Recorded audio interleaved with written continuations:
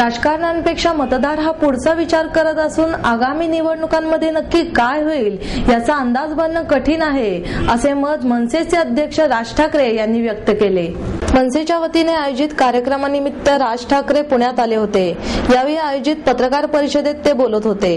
कोकणातील खेड नगरपालिका मनसेच्या ताब्यात आली आहे. महापालिका निवडणुकीत पक्षाला असेच यश मिळेल या प्रश्नावर बोलताना ते म्हणाले, नगरपालिका निवडणुकीत काही ठराविक पॉकेट सोडली तर स्थानिक पातळीवरच निर्णय होतो. त्यामुळे महापालिका, विधानसभा, लोकसभा निवडणुकीत काय होईल याचा आडाखा बांधणे कठीण असते. राजकारण्यांपेक्षा मतदार नेहमीच पुढचा विचार करतात. कोणाला कुठे पाठवायचे हे त्यांना चांगलेच ठाऊक असते. पुण्याचेच उदाहरण घ्यायचे झाल्यास मागील महापालिका निवडणुकीत पक्षाला 75 मते मिळाली. लोकसभा, विधानसभा निवडणुकीत पक्षाच्या उमेदवारांना सुमारे 3.5 लाख मते मिळाली. मतदारांना चांगले माहीत असते कोणाला कुठे पाठवायचे. राजकारण्यांपेक्षा ते अधिक विचार करतात. त्यामुळे मतदारांना गृहीत धरू नये. त्यानंतरही नगर परिषदेच्या निवडणुकीत तेथील नागरिकांनी राष्ट्रवादीच्या हातात सत्ता दिली. यामागचे गणित तेथील जनतेला जाऊन विचारा. मतदारांना आकर्षित करण्यासाठी सांस्कृतिक कार्यक्रम आणि धार्मिक स्थळांना भेटी देण्यासाठी सहली काढण्यात आपल्या पक्षाचेही इच्छुक आहेत.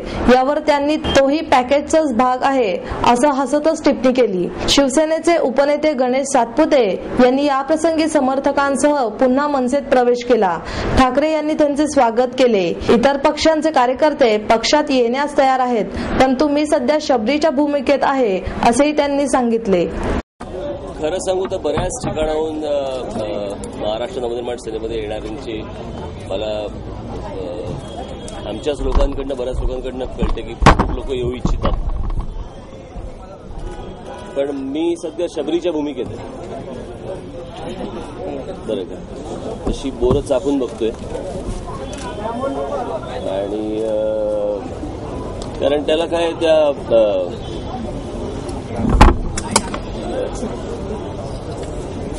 ती तशी बघायला गेलं तर नेव्हर एंडिंग स्टोरी. ही संख्या बरीच मोठी आहे का बाहेर राहणाऱ्यांची? भरपूर आहे. बोरं बरीच आहेत. भरपूर आहे. पण पुण्यातले बोर यापूर्वी चाकून बघितलेलं आहे. पुण्यातलं बोर यापूर्वी चाकून पाहिलेलं आहे. मग काय चष्मा? पुण्यातलं बोर काय? पुण्यातलं बोर यापूर्वी चाकून पाहिलेलं आहे आपण, कारण यापूर्वी त्यांनी दुसऱ्या बोलले आम्हाला पण चाकायचं म्हणून थोडे दिवस दिलं होतं. पुण्यामध्ये व्हरायटी साधारण किती लोक येऊ इच्छित आहेत? नाही, असा काय आकडा बिकडा नाही, पण मोठ्या प्रमाणात आहे. येत आहेत. आज नगरपालिकांच्या निकाल सगळे येत आहेत. तुम्ही सगळीकडे बहुतांश बघितलं. खेडमध्ये तुम्हाला यश मिळालंय, पुण्यात पण 2 जागा मिळाल्या. एकंदरीत मनसेचा या नगरपालिका निवडणुकीतला जो परफॉर्मन्स आहे त्याच्यावर तुम्ही काय? नाही, मला असं वाटतं बऱ्याच ठिकाणी जागा आलेल्या आहेत आणि इथल्या मतदारांना मी खास करून सर्वप्रथम मी धन्यवाद देईन. माझ्या इथल्या पक्षाचे जे माझे सहकारी आहेत त्यांना मी शुभेच्छा देईन या सगळ्या गोष्टींची. आणि तुमच्या लक्षात असेल की प्रत्येक ठिकाणी जोर वाढतोय आणि टप्प्याटप्प्याने पुढे जाण्याचा जो आमचा प्रयत्न आहे, मला असं वाटतं तो आम्ही पार करत चाललो. महानगरपालिकांच्या तुलनेत तुम्ही या निवडणुका किती सिरियसली घेतात? कारण तुम्ही स्वतः कुठल्याही सभा घेत आहेत, पण तुमचे काही जण आमदारही फिरत होते. पण किती तुम्ही सिरियसली या निवडणुकांकडे पाहिलं? आणि खेडबद्दल विशेष आमच्या खेडमध्ये आमचे बाळा नांदगावकर आणि इतर सर्व लोक जाऊन बसले होते तिथे प्रचार करत होते.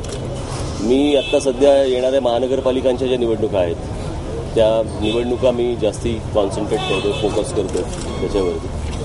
आणि बाकीचे पक्षाचे माझे जे कोणी सहकारी आहेत ते राज्यामध्ये फिरत होते सगळ्या ठिकाणी. मालवण आणि सिंधुदुर्ग हा परिसर तुम्हाला विशेष माहिती आहे पूर्वीपासूनच. इथं नारायण राणेंना पूर्णपणे सेटबॅक मिळालाय असं एकंदरीत चिन्ह आहे. का असं झालं असावं? खरंच दहशत आहे किंवा जे मी खरं सांगू, मी मागच्या वेळेला पण ही गोष्ट सांगितली होती की जीप बीप बाहेर काढलेले फोटो काढू नका. आपण आठवडा गेला जातो तेवढ्यात ते फोटो काढतात आणि मग ते कुठेतरी वापरतात. नारायण राणेंचं नाव काढल्याबरोबर सरसावलं. तर मी त्यांना मागेही नारायण राणेंना सांगितलं होतं की तुम्ही जरा कमी बोला.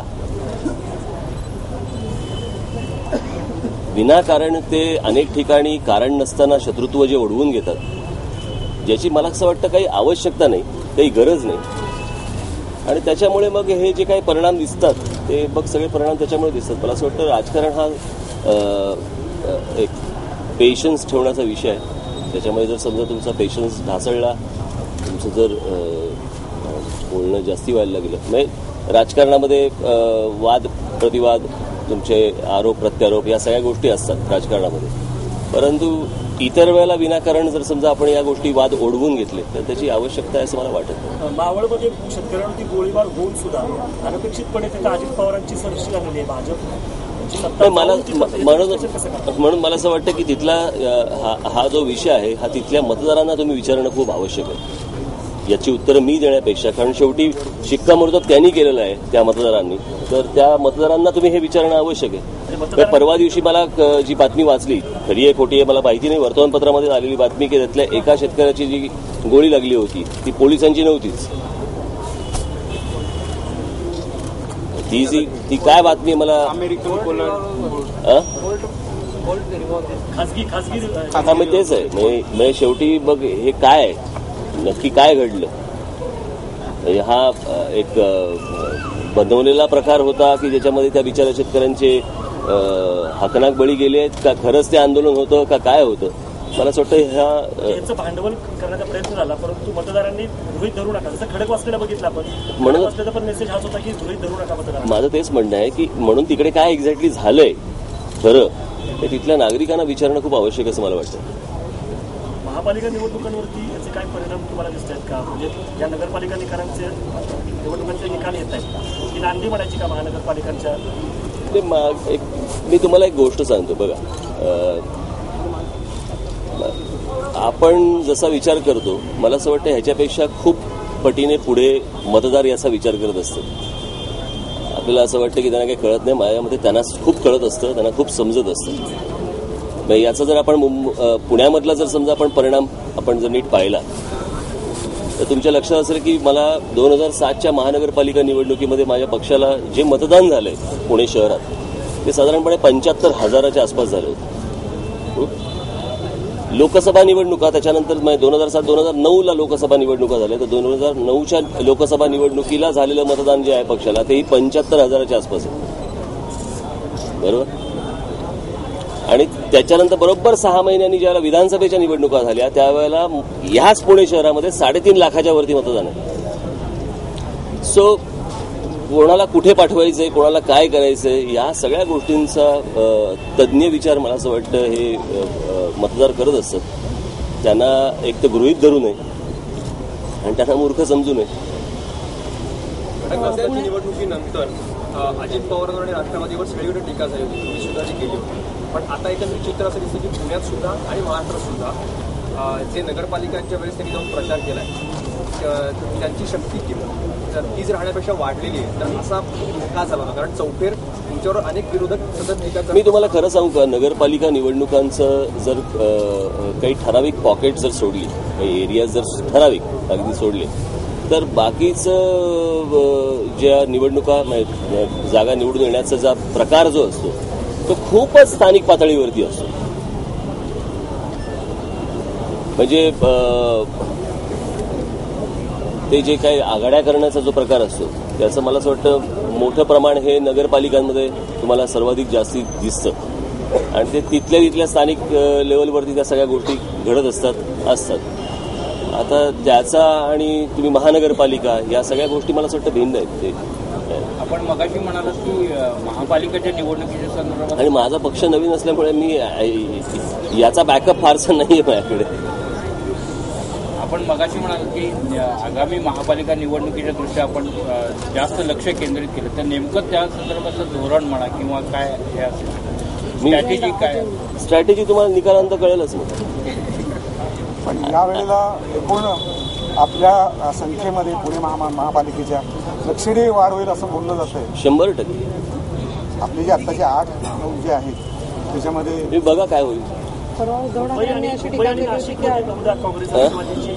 मुंबई आणि नाशिक महापालिकांमध्ये कदाचित काँग्रेस राष्ट्रवादीची आघाडी व्हायची शक्यता आहे, परंतु पुणे, ठाणे, पिंपरी चिंचवड तर करू नये. काँग्रेस एनसीपी प्रश्न नका मला विचारू, कळलं का? मी उत्तर देण्यात काय पॉईंट आहे? ते सापडतील तेव्हा घ्या त्यांना. त्याची उत्तर मी काय देणार. सध्या पुण्यात महापालिका निवडणुकीच्या तोंडावरती सगळ्यात इच्छुकांकडनं एक मोफत नावाचा एक फंडा नवीन देऊ फुटलाय. म्हणजे मोफत सिद्धिविनायक यात्रा, मोफत कुठेतरी आणखी विमा वाटप, मोफत काहीतरी PUC अशा प्रकारे. आणि अर्थात मनसेचे नगरसेवक देखील याला अपवाद नाही आहेत. मनसेचे इच्छुक जे आहेत त्यांनी लावून कार्यक्रम केला आहे.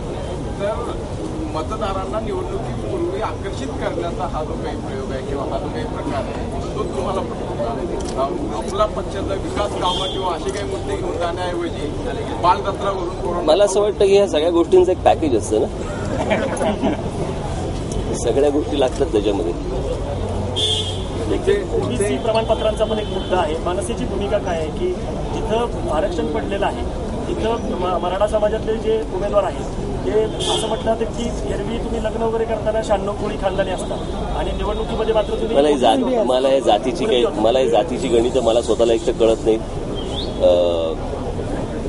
मी परमेश्वराची कृपा मानीन की आम्हाला घरामध्ये असल्या प्रकारची शिकवण नाही. त्याच्यामुळे ह्याच्या डिटेलमध्ये या विषयावरती बोलण्याची माझी काय अथॉरिटी नाही. उमेदवार असं करणार नाही. मला माहितीच नाही. मला आता काय विषय तुमचाच मला काही फायदा घेऊन ओबीसीच्या जागेवर लढण्यासाठी दाखला घेतलाय काय माहिती. पण परवाचाच उद्धव ठाकरेंचं विधान असं होतं की आडनावाचा काही जण वापर करतात. खूप सारे परीक्षार्थी मागे उभे आहेत. त्यांनी पेपर निकाल कधी लावला? निकाल माझ्यासाठी येतो, बोर्डावर लावायला नाहीये. अण्णांच्या आंदोलनाचा आता